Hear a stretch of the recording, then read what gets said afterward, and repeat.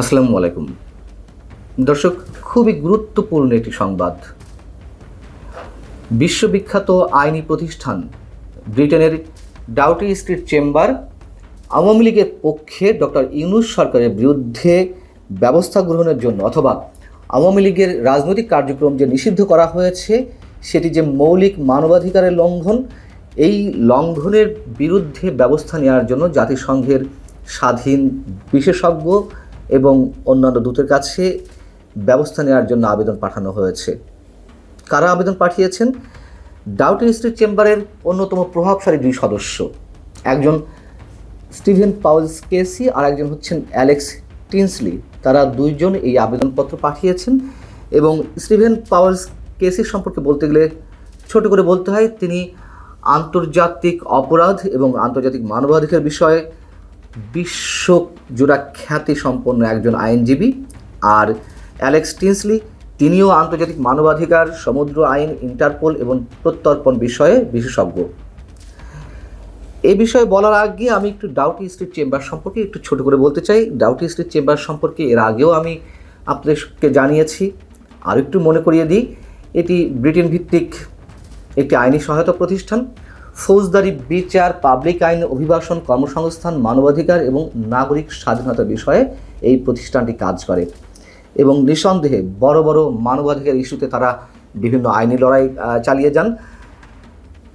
এবং বাস্তবতা হচ্ছে এটি যে শুধুমাত্র টাকার জন্য যে তারা কাজ করেন তা নয়। টাকা তো অবশ্যই একটি ফ্যাক্টর, অর্থ অবশ্যই একটি ফ্যাক্টর, কিন্তু তার চেয়ে তাদের কাছে গুরুত্বপূর্ণ হচ্ছে তাদেরকে খেয়াল রাখতে হয় তারা কোন ধরনের মামলা পরিচালনা করছে অথবা কাদের হয়ে তারা আন্তর্জাতিক অঙ্গনে লড়াই করছেন সেই বিষয়টি, অর্থাৎ তাদের রেপুটেশনের দিকেই তারা আগে নজর রাখে।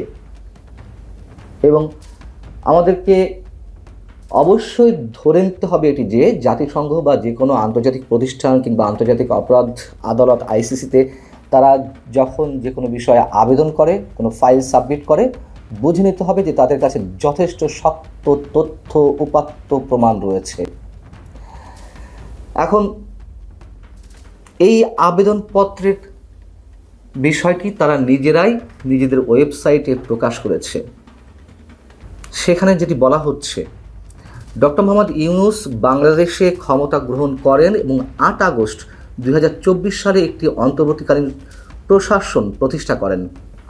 ডক্টর ইউনূস ক্ষমতা গ্রহণের পর থেকে বাংলাদেশে আওয়ামী লীগের সমর্থক, এর সাথে যুক্ত ব্যক্তিরা এবং সংখ্যালঘুদের উপর ব্যাপক আক্রমণ শুরু করা হয়েছে। এই ধরনের আক্রমণের শাস্তি হয়নি এবং অন্তর্বর্তীকালীন প্রশাসন অপরাধীদের সম্পূর্ণ দায় মুক্তি প্রদান করেছে। অন্তর্বর্তীকালীন প্রশাসন 2026 সালের ফেব্রুয়ারিতে নির্বাচন অনুষ্ঠানের উদ্যোগ নিয়েছে। এই প্রতিশ্রুতি রক্ষা করা হবে কিনা তা এখনও দেখার বিষয়। আমাদের প্রধান উপদেষ্টা ফেব্রুয়ারি মাঝামাঝিতে বা ফেব্রুয়ারিতে যে রোজা, সেই রোজার আগে আগে নির্বাচন অনুষ্ঠানের প্রতিশ্রুতি দিয়েছেন।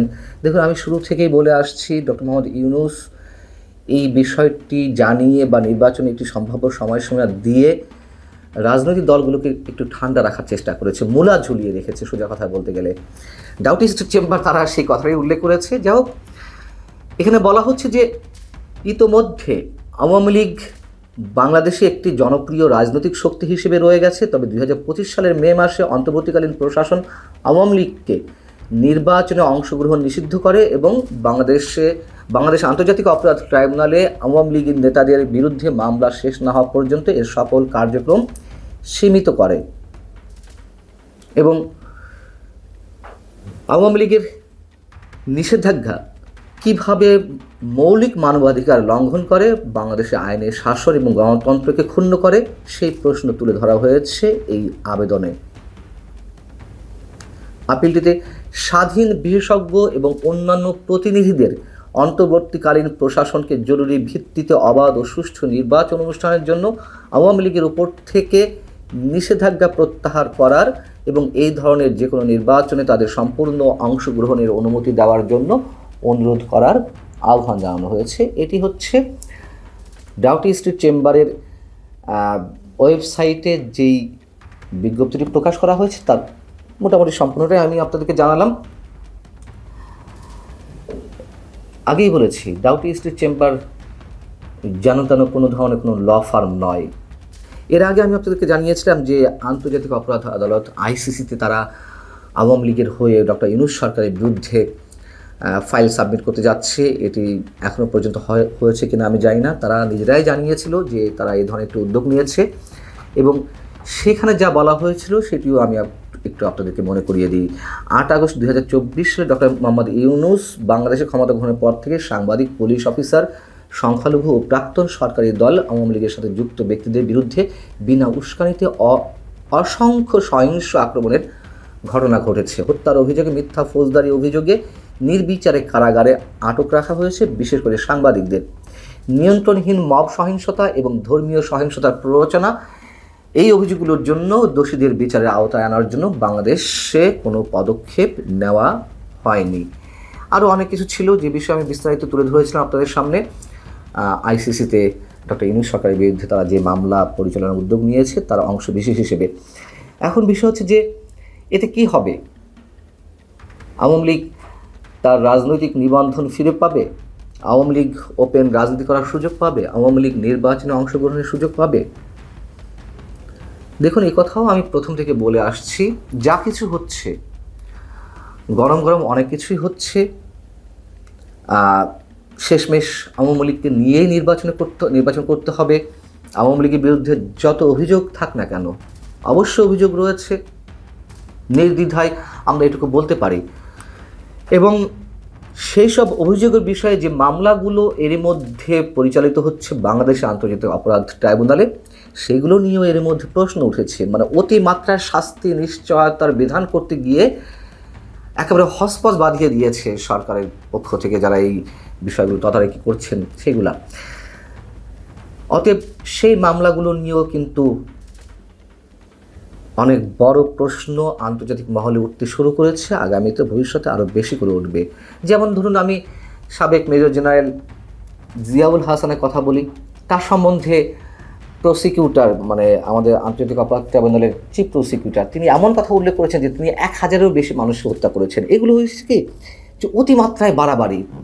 তার বিরুদ্ধেও অনেক ধরনের অভিযোগ থাকতে পারে, কিন্তু সুনির্দিষ্ট অভিযোগ কিংবা গ্রহণযোগ্য কোনো অভিযোগ দাঁড় করাতে হবে। একটা মানুষ সেনাবাহিনীতে চাকরি করছেন, মেজর জেনারেল পদে, হতে পারে তিনি আরও কয়েক বছর আগে থেকে হত্যাকাণ্ড শুরু করেছেন। যদি আমরা চিফ প্রসিকিউটরের কথাই ধরে নিই, কিন্তু 1000 মানুষকে হত্যা করা, এটা কীভাবে সম্ভব? এই ধরনের অভিযোগও আনা হচ্ছে। এবং আমরা দেখতে পাচ্ছি যে যাদেরকে হত্যা করা হয়েছে সেই হত্যার শিকার অনেকেই জীবিত ফিরছেন।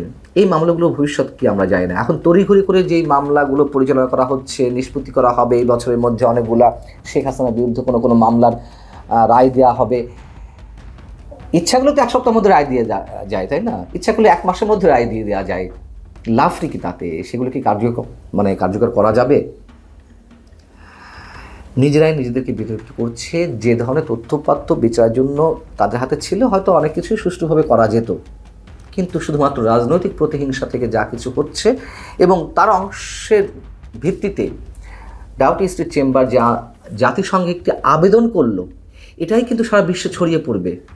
এবং বিশ্বের ওয়াকিবহল বা সচেতন মানুষ জানে যে ডাউটি স্ট্রিট চেম্বারের ভারী কি কতটা, তাদের ওজন কতখানি, তারা কোন কোন বিষয়ে মুভ করে, এটা খুবই ভালো করে জানার কথা যারা কম বেশি খোঁজখবর রাখেন। এখন দেখা যাক কি হয়। ভালো থাকুন। আল্লাহ হাফেজ।